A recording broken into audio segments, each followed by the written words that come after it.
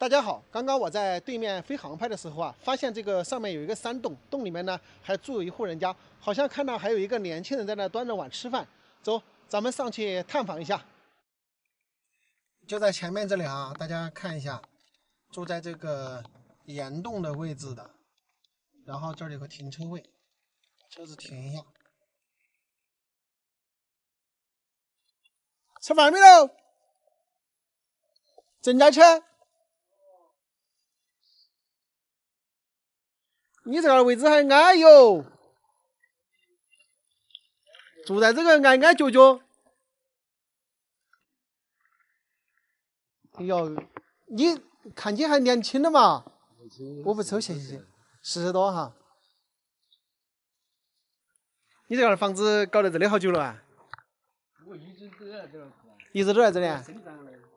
你在这儿生长的啊？你也干了？他们我姐姐嘛，他们嫁出去了。哦，这。父亲过世了嘛，就是我。土墙的话是以前你父辈他们整的。以前他们整的。以前做这个的土墙，因为些工作，我们在城里面给我出去打工去了嘛。他们因为说没人负责了，他们就把墙就整工作去。我回来，我钱也没找到，我就回来就只有看来这3多。你出去好年了吧？最近。那你哪个时候回来的？2014年回来。就说14年之前的10多年都在外面。都在外面。那你14年回来就住这儿呢？啊。你也干了吗？我一个人。媳妇呢？媳妇嘛，看了我没得嘛，走了。有个小孩嘛，小孩现在我也喊我小孩嘛在我姐姐家，我姐姐看了我没办法了嘛，我姐姐帮我抚养。媳妇呢看到这里，条件太差了，然后跑起来。就走了。等于带个娃儿跟着你姐姐。你没出去噻？没有出去。哦。都一直就在这里面。这电也没得，我们这个。那你这个电也没得，你用太阳能啦？你这是太阳能的嘛？就用太阳能来造电。那你为啥没电的哟？父亲那个时候嘛，有点稍微有顾嘛，6个卫生，就说就没顾问这个电。我们一直在城里面租房子那个时候，我们还小嘛，租房子嘛，我就没顾问那个电的问题。噻，后来这个老公改造嘛，我们也没顾问，因为我那个时候嘛，年轻时候就只晓得玩。只晓得那个嘛，就说成熟的晚一点哈。我们那个时候嘛，成熟的晚一点嘛，就没想到这后面这遭些过去之后，你是没想到。城里面没得房子的呀？没得。我现在是找10块钱用10块钱，有时候还自己的小孩嘛，虽然是在我姐姐家嘛有个女孩子嘛，我是女孩子嘛。在我姐姐家嘛，还是有时候不管多多少少嘛，还在那里跟。你小孩好大了呀？现在有？14岁。都10多岁了。反正一直跟着你姐姐。确实，跟到你这儿你没法住的呀。是的，有个时候又是个女孩子，二毛崩溃，弄子爱来不是的，两父子过，那种女孩子也不一样，一天天她又大了。对，带读书没得呀？带读书。要带读书就好。带读书。那你就要出去找点钱，好好的把它供下来，对吧？女孩子也要好好的供啊。我那天出去，我今年这一年的时候，我都出去来，我都。都还是找了1万多块钱，我老点账嘛，老点账嘛就找点账，找点钱就还债口，还我贷款去了。你出去打工啷个会欠贷款啊？哎呀，太阳道理，我出去厂里面手机被盗了，没手机的，我好像有时候打电话有个不方便哦。我有个四川的有个老乡，有个女孩子不，四川的有个老乡不，他说他来卖手机了，他就说喊我以前嘛没有带那个分期付款的嘛，就推行那个身份证上可以了。我又给我就给拿了，我又去贷，我又拿了个手机，拿了手机嘛4000多块钱，他又是那个贷了我10千嘛，我又没还上，给皇上把我叫上来，我就欠起了。后来那边厂头我，工资一厂里面工资一斤都不发，几个月都没有发工资，那个时候，几嗯，个月没发工资嘛，我没办法的，我就只有自动离职，我2、3个都自动离职了。我厂头把当官的就舍不得我走，因为我喷漆的技术啊，家具厂的练起的大师傅。就在家具厂喷那个家具的漆。练起。哦。就是我本来出柜牙机，我原来弄来。我技术。要把我这个身体伤害了不？我本来一直来，身体那里喷家具，就是现在我每年我都会招来，现在这个肺越来越严重。就是肺上有问题啊？就是喷那个切灶的。就是喷那个切灶的10多年了，因为时间太长了。时间太长了，我就没办法了，所以说现在精神上面、哪方面都很差。我常常找我评论，是我医生。那你现在啷个办呢？接下来？现在我又只有走一步算一步了。走一步算一步。能就是说。能好身体能支持的效的，我都去上山看点亚夫竹子来卖。看点竹子来卖。能出去打工的我都要去，我都想去。那你现在下重的那些行不行啊？下很重不得行，但是一般的重还是可以的。就是肺部不是很好。精神很差了。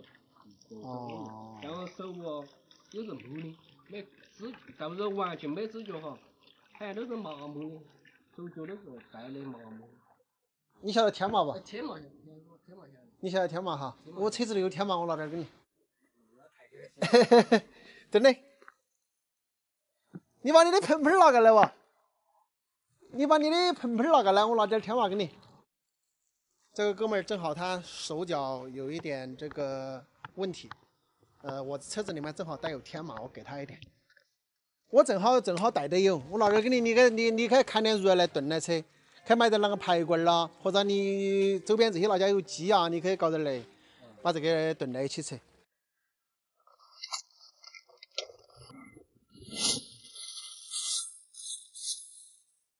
你把盆盆拿过来吧。你一个人的话，我给你多拿点。只连天麻那有3斤多了，3斤多4斤了。你拿来炖的时候，那你也炖半斤就行了，你可以炖好几次啊。也炖你炖2个都可以啊。你一个人的半个都够吃了。你半个之内把它吃完，2天测试2天测试你都够了。你直接拿个塑料袋把它装起来放在2天挨过就行了，它就可以了。不用感谢。那我都不说了，走了。加油，把身体搞好。然后出去赚点钱，有机会了还可以谈个媳妇儿，然后主要是把娃儿这个供起来。这个人生这几十年真的不容易。对。不容易，能有1分钱我都让小孩，是因为是自己的。你不要去想，我跟你说嘛哈，我感觉你是很聪明的人，就是不要去想很多不公平的事，或者说消极的东西。你就是加油，把自己的身体调整好，然后该出个打工，该赚钱，把娃儿供起来，然后还有很多的机会，因为才40岁多点儿，年纪还轻，是不是？加油！那我先走了哈。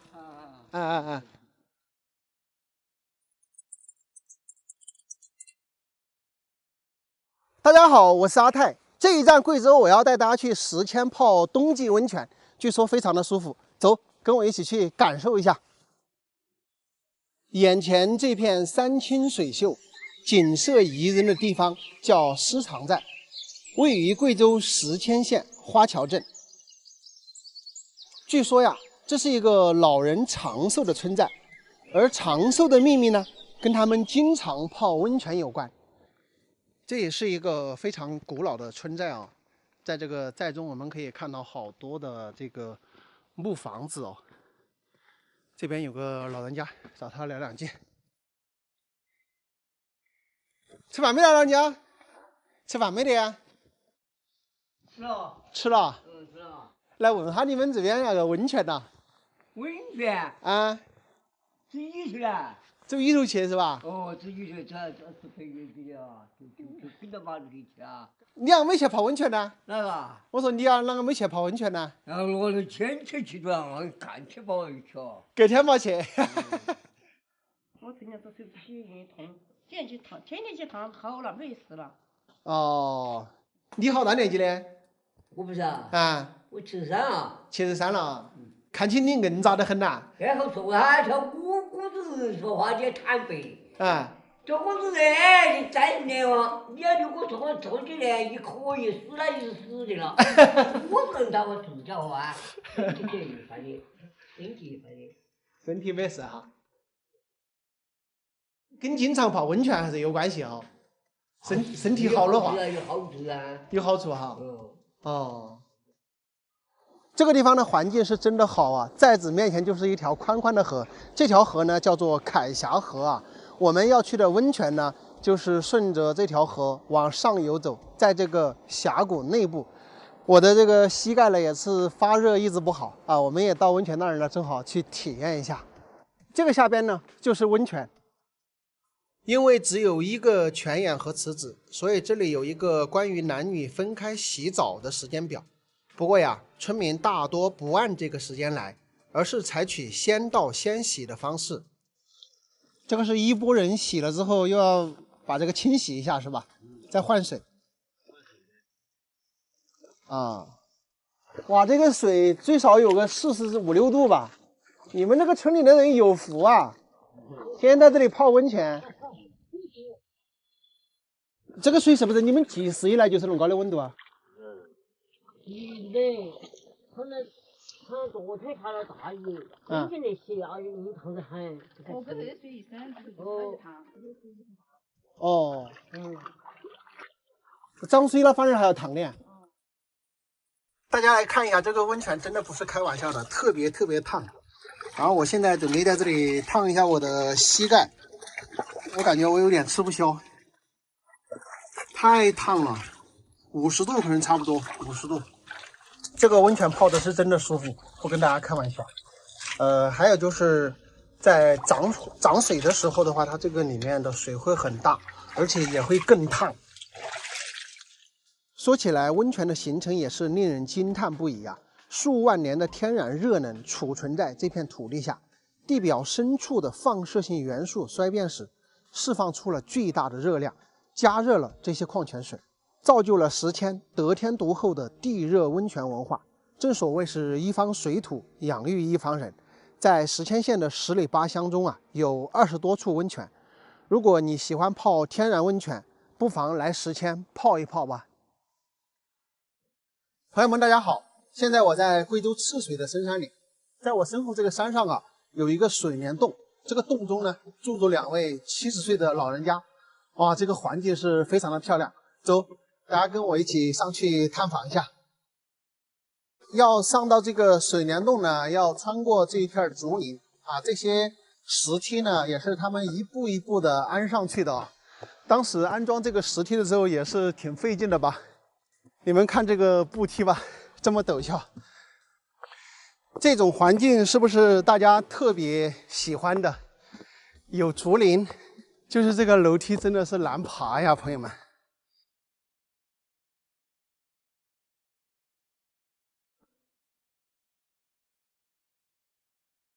这个地方呢，我是第2次来了，但是我要跟你们说，不管第几次来啊，这个地方都会给你非常新鲜的这种感觉，因为真的是太漂亮了。现在咱们已经到了这个水帘洞的位置啊，大家可以看到这个里面还是非常宽大的喏，看到没有？这里就是从上面流下来的水帘，所以我们把这个地方称之为水帘洞啊。这边它放了很多的竹竿啊，可能是冬天烧火呀什么的用的。大家可以看，这里还喂了过年要杀的肥猪啊。这个地方呢，相对来说比较低矮一点吧，大概是2米多。大家可以看到，我现在从这里步行过来啊，它这个地方外面是没有这个栏杆的，感觉还是有点危险的。然后这外面的话有2、3米高，但是这里的话，我可能就要扛着啊，这样才能走得过去。因为这个地方呢，只有大概1.67米的这么一个距离。这边呢，就他们居住的房子，当然这边呢是有栏杆的哈，居住的地方是有栏杆的，只是这个过来这个通道呢，这个边上没有做栏杆。这个叔叔阿姨是非常的勤劳的啊，洞穴里面堆了很多的木材啊，烧火煮猪食用的。哇，这个地方真的是很漂亮。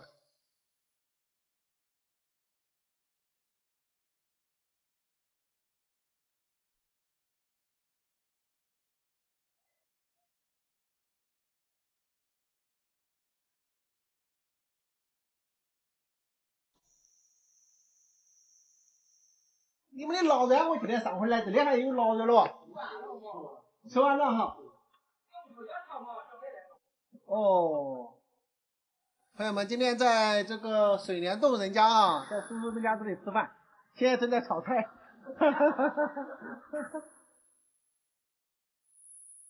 这边就是他们家的厨房，给大家看一下。大家不是说会不会压抑？不会的啊，这地方以前吊的是腊肉。这里是内檐，那外檐的高度有3、4米啊，所以说很大的空间啊，不存在压抑的问题。这个外面呢就是水帘洞，你们不知道住在这里什么感觉啊？住在这里一出门的话就是水帘，是吧？很舒服的地方。这个厨房也特别宽大。要吃饭了已经，我啊，我不喝酒，不喝酒。你要吃酒啊？一天3顿你要吃？这今天跑到这来吃饭来了。人家吃完嘞，没吃完，那就吃完了哈。你待会儿给我也录下，看我拿瓶酒给你啊，我有酒啊。哎，你不吃要有酒？有酒。我叔叔讲的意思，过了年之后，等天气好了，我来这来做给国宝爷。让你不能熬上。喊几个人也入来，做他个国宝爷，然后在那搭帐篷。啊，你不能熬到这边的。你们4弟兄啊，他们几个在拿这儿搬出去了啊？搬出去好久了啊？有些10几年了，有10年。这好久也有10年了。都20年了哈。我们都搬来这边活包肉，那天还修公路他们占着呢，我们在这边亏死了。他修公路啊，那个修公路把房子占了，赔你们好钱嘛？赔到赔嘛，赔都造一了口。赔了又该买房子了哈。他们在这边给弄这口。哦。到土地的话有40几万。土地也好，房子也好，40几万。正好买房子，买了他都还可以剩点哈。要等他们落给成。我剩点多，剩点足够了。最起码对于你们2个来说嘛，现在没得负担的了噻，是不是嘛？我们没负担的，那天就让在这里休闲的在这里耍儿就行了。没得自个儿就不得耍。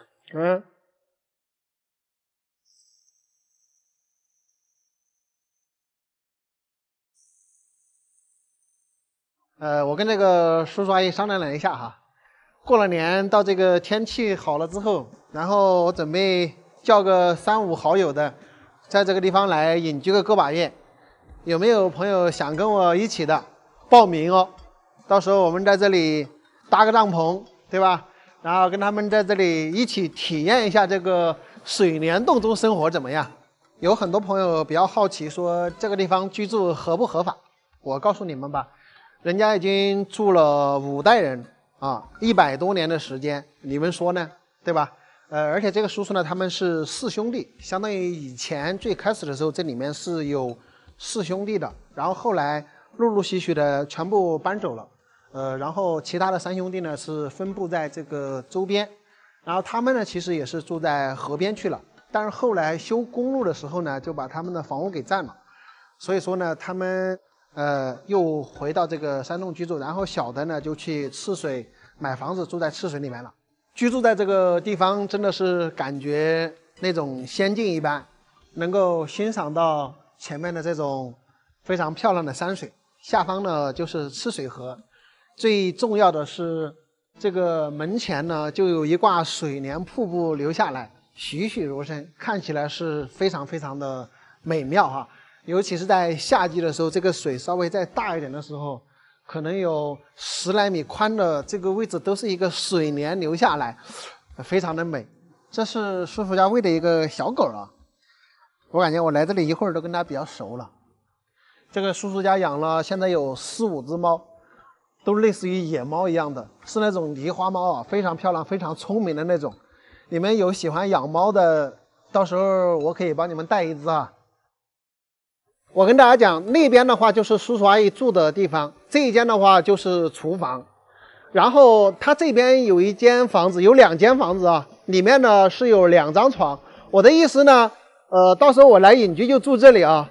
正好这里的话可以看到门前的这个水帘，就是洞门口的这个水帘。假如说有人想跟我一起来隐居在这个水帘洞的，大家可以报名啊，到时候跟我一起到这里来隐居。等今年过完年之后，明年夏天的时候怎么样？今天不在这里待太久了啊，在叔叔家把饭也吃了，然后我让他跟我一起到下面去。我车子里面装有天麻嘛，给他一点天麻，然后他们到时候拿来杀猪的时候炖猪肉吃。这酒拿一瓶给你。这个酒一直好酒哎，再给你搞点天麻。走车子。哦。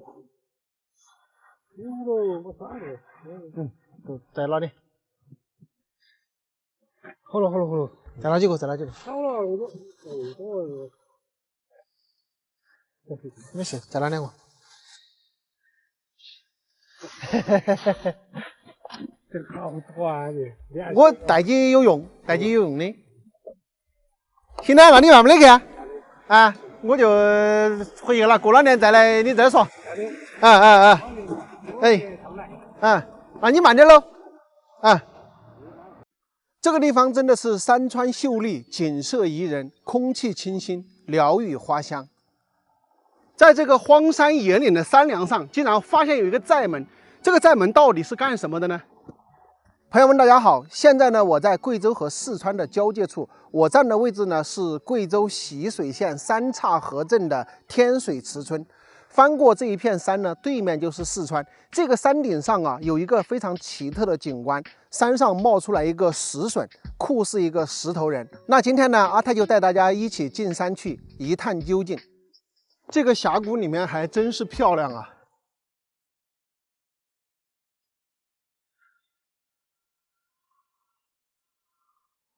我现在已经在走步行小道进山了，从这个峡谷进来的。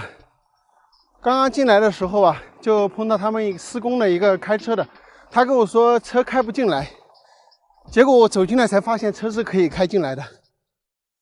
然后路上遇到他，他说这里面不让拍照，我估计他们是在开发旅游吧。这一路进来啊，我跟大家说，有起码5、6个地方啊，就是顺着峡谷进来，大概2公里多的一个路程。有5、6个地方，它的那个地貌就类似于赤水的那个佛光岩瀑布的那种形状，有5、6个地方。如果说在夏季的时候，丰水期的时候，你会看到那些地貌的上方都会有水流下来，非常的漂亮哈。所以我建议大家在5、6月的时候啊，真的可以走这条峡谷来看一看，绝对会很壮观。走了2、3公里的峡谷，还要走这样的羊肠小道啊！我不知道还要走多一会儿才能看到那个石笋柱啊。往往这种比较稀奇古怪、奇特的景观呢，都是在大山深处。哇！已经看到了。不过这里有点远，看到没有？这个山顶上看到没有？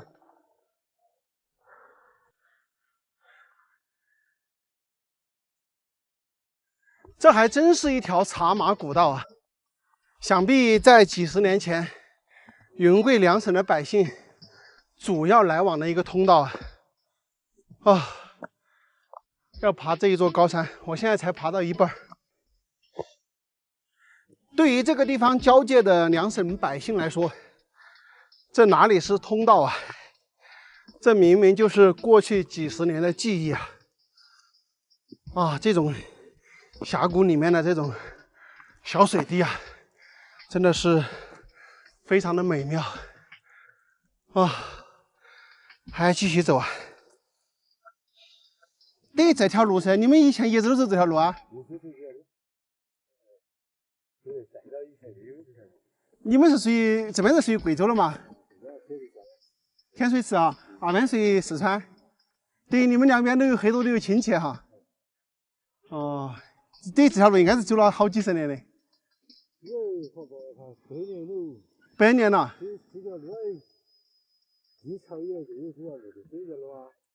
我觉得以前的人真的是有恒心、有耐心，像这些石梯步，都是100年前就已经弄好的。多少人踩踏过？看一下，这个表面都是踩的这种光秃秃的。你想象我们人过去只能踩一下，这要多少个脚步的踩踏，才会形成这种光秃秃的这种石头面？这是祖祖辈辈好多代人长期走的一条古道啊！哇，这个地方竟然有一个寨门，我的天！哇，这个寨门应该是修建于上100年前了，正好是拦在这个山梁之上，而且修得非常的厚啊！大家来看一下，修了100多年了，而且没有任何的变形，这个修得相当的好啊！这个寨门它是修建在这个荒郊野岭的，正好在这一个山梁上。那么它的用途是干什么的呢？因为以前这个土匪猖獗嘛，修这一个寨门的主要的目的呢，就是为了挡土匪。这个是两省交界的地方，相对来说比较靠边嘛，管理上也比较薄弱，所以在这个地方呢，经常发现这种抢人抢劫的事件。然后再后来呢，这个当地的老百姓呢，就在这个地方修筑了这一个寨门，上边呢还有设有哨岗，这就是这个寨门的一个历史啊。所以在这些石头上面，处处都记录了这个远古时代的这些历史印记啊。这就是云贵两省的边界，下方是寨门，这边属于四川，看一下，都是荒郊野岭。然后这边属于贵州，同样是荒郊野岭啊。从这个寨门这儿上去呢，就会到达我们最终的目的地，那个石头人的位置啊。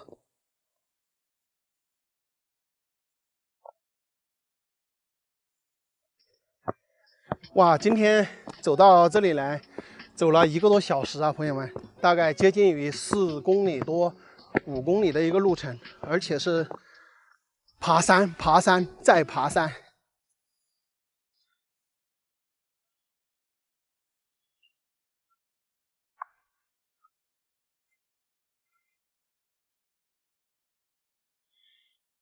以前的人是真有恒心啊，在这个相当于垂直的石板上，用站子打了这么多的石梯。